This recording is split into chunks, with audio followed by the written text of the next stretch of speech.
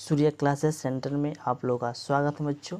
आज हम आपको पढ़ाने वाला हूँ प्रश्नावली 3.6 का प्रश्न पहला क्वेश्चन। ठीक बच्चों, क्या है कि आज आप लोग ये सोचते होंगे कि इस चैनल पे बहुत दिनों के बाद वीडियो देखने के लिए मिल रहा है, क्योंकि बच्चों कुछ काम की वजह से हम वीडियो अपलोड नहीं कर पा रहे थे। उसके लिए मैं आपसे क्षमा मांगना चाहता हूँ, लेकिन मैं इस वीडियो में मैं आपको एक वादा करना चाहता हूँ कि इस चैनल पे आज से आपको रेगुलर वीडियो देखने के लिए मिलेगा।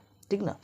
तो वो चीज़ बच्चों, आपका समय ख़त्म हो चुका है। मैं इस चैनल पे आज से ही बच्चों एक्टिव हो चुके हैं, क्योंकि मैं खाली हो चुका हूँ और जितना भी वीडियो आएगा आपको सबसे ज़्यादा इम्पोर्टेंट ही वीडियो आएगा। ठीक ना।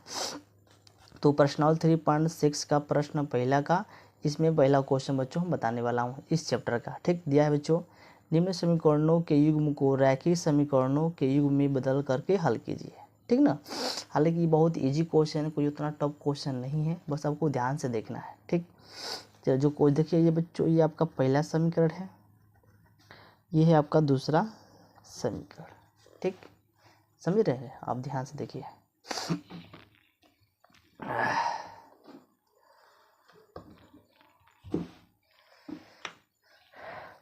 तो बच्चों यहाँ पे दिया है x 1/2x प्लस 1/3y बराबर 2 दिया है। दूसरा दिया है बच्चों 1/3x प्लस 1/2y बराबर 13/6 दिया है। हालांकि बहुत इजी क्वेश्चन है। देखिए बच्चों, यहाँ पर दिया है 2/x दिया है ना, 2/x। इसको मान के चलिए बच्चों, इसको हम लोग जैसे 1/2x दिया है तो इसको हम लोग इस तरह से लिख सकते हैं, 1/2 और गुणे 1/x। ठीक, अगर आपस में गुणा करेंगे तो यही चीज़ मिलेगा, तो यानी कि इसको बच्चों हम इस रूप में लिख सकते हैं, बिल्कुल लिख सकते हैं। चलिए बच्चों, यहाँ पे लिखेंगे माना। ठीक, इसको बच्चों किस रूप में लिखे हैं, उसको इस रूप में लिखे हैं, तो यहाँ पर लिख देंगे बच्चों कि 1/x बराबर इसको u मान लेते हैं और 1/y बराबर को बच्चों हम v मान लेते हैं। क्या मानते हैं, 1/x को u मानते हैं, 1/y को v मानते हैं। ठीक ना। इसी बच्चों हम दोनों सवाल को सोल्व करेंगे। कैसे, देखिए ध्यान से। दिया बच्चों कि 1/2 दिया है बच्चों, ये क्या हो जाएगा, u हो जाएगा। अब प्लस के 1/y दिया है बच्चों, सॉरी 1/3 दिया है, या बच्चों यहाँ पे 3 हो जाएगा। 1/3 दिया है तो यहाँ बच्चों v हो जाएगा, सॉरी v हो जाएगा। अब बराबर क्या हो जाएगा, यहाँ पे 2 हो जाएगा, बराबर 2। ठीक, आप देखिए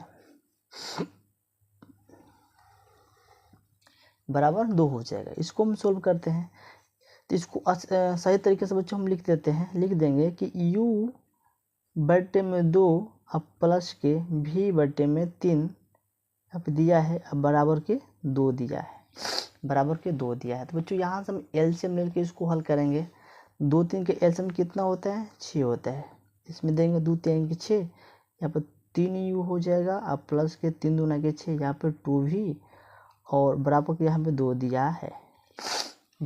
एक बार इसको और सोल्व करते हैं, लिखेंगे 3u प्लस के 2v और 6 दूना के 12, क्या हो जाएगा बच्चों, 6 दूना के 12। यहाँ बच्चों यहाँ पे गुणा हो जाएगा। ठीक ना, 6 दूना के 12, तो ये हो गया आपका समीकरण नंबर 1 हो गया। इसको हम सोल्व कर देंगे। आप बच्चों में इसको भी सोल्व करेंगे। ठीक ना, जो ये यहाँ पर मान दिया है इसी मान को इसमें भी रख के सोल्व करेंगे। जैसे 1/3x दिया है तो इसको बच्चों हम इस रूप में लिख सकते हैं, यानी कि 1/3x दिया है तो इसको 1/x लिख सकते हैं, क्योंकि जो चीज़ इसमें आजमाए हैं वही चीज़ बच्चों इसमें भी हमको करना है। चलिए स्टार्ट करते हैं। जो तरीके से इसको सोल्व किए हैं उसी तरह से इसको भी हमको सोल्व करना है। देखिए कैसे बच्चों, यहाँ पे लिखेंगे 1/3। ठीक, तो x का मान कितना है, u दिया है तो u हो जाएगा। अब प्लस 1/y का मान कितना है, v दिया है तो लिख देंगे कि 1/2 बराबर v बराबर हो जाएगा 13/में कितना हो जाएगा, 6 हो जाएगा, 13/6। अब देखिए यहाँ से बच्चों एलसीएम लगे हम 3 2 का, तो 3 2 का एलसीएम कितना होता है, 6 होता है। 6 में 3 से भाग दें, 3 दूना के 6 हो जाएगा। यहाँ पे हो जाएगा 3u हो जाएगा। ठीक, यहाँ बच्चों यहाँ पे हम डायरेक्ट हल कर रहे हैं। ठीक ना, प्लस के 2 तिहाई के 6, 2 तिहाई के 6, 3 दूना के 6 बच्चों यहाँ पे 2 होगा, 2 तिहाई के 6 तो 3 भी हो जाएगा, बराबर में 13/6, 13/6 हो गया ना। आप देखिए अगर यहाँ से हम क्रॉस गुणा करते हैं तो ये जो सवाल है बच्चों ये बहुत लंबा हो जाएगा। तो यहाँ बच्चों हम क्या करेंगे, जो नीचे यहाँ बच्चों हम कैंसिल कर देते हैं।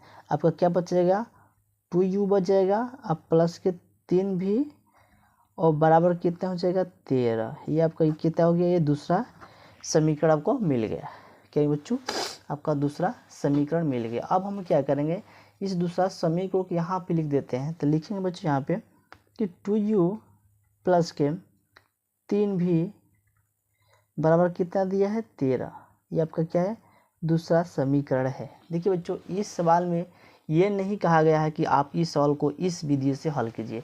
आपको जौन सा अच्छा विधि लगे उस विधि से इस सवाल को आप सोल्व कर सकते हैं। तो बच्चों हमको सबसे फेवरेट जो विधि है वो विलोपन विधि है। विलोपन विधि में क्या होता है, चाहे x वाला पद को बराबर करिए, चाहे u वाला पद को बराबर करिए, चाहे v वाला पद को बराबर करिए, दोनों में से किसी एक पद को बराबर करना होता है। कैसे करेंगे, देखिए इसमें क्या करेंगे बच्चों, इसमें हम 3 से गुणा कर देते हैं, और इसमें क्या करेंगे बच्चों, इसमें हम 2 से गुणा कर देते हैं। तो यहाँ से बच्चों बराबर हो जाएगा। कैसे, देखिए इस पूरे पद में 3 से करते हैं, तितली के 9u हो जाएगा, नहीं हो जाएगा, प्लस के 3 दूना के 6 भी बराबर 12 के 36,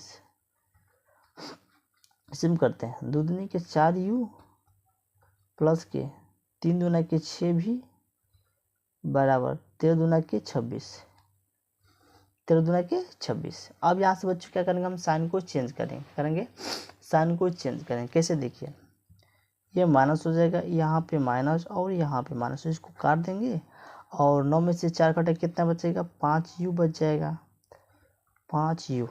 अगर देखिए 36 में से अगर 26 घटाएंगे तो कितना बचेगा, प्लस के 10, तो हो जाएगा u बराबर 10/5, 5 दूना के 10, 5 दूना के 10, लेकिन u बराबर कितना हो जाएगा 2। तो u का मान कितना आएगा बच्चों, u का मान हमारा आ गया 2। अब हम क्या करें, u का मान निकल गया, अब हमको v का मान ज्ञात करना है। सबसे पहले हम क्या करेंगे, u का मान समीकरण के उठा के बच्चों क्या करेंगे, हम समीकरण 1 में रख देंगे। क्या करेंगे, समीकरण 1 में रख देंगे तो हमारा v का मान निकल जाएगा। ठीक है, चलिए लिखेंगे u का मान समीकरण 1 में